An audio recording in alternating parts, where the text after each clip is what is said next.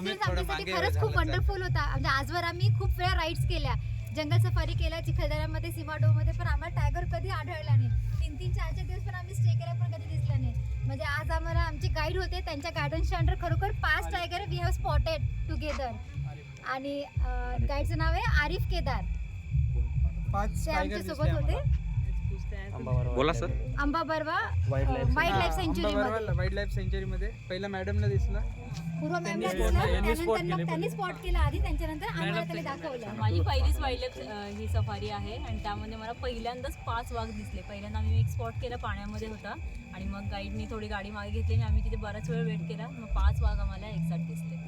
वेळ लागला पण दिसले, फार छान वाटलं. अजून कोणी बोलतो? आमची गाडी थोडी उशिरा पोहोचली, त्याच्यानंतर तरी पण आम्हाला 2 वाघ दिसले आणि 3 होते साईडला पण ते दिसले नाही. पण खूप चांगलं वाटलं, सफारी सक्सेस झाली.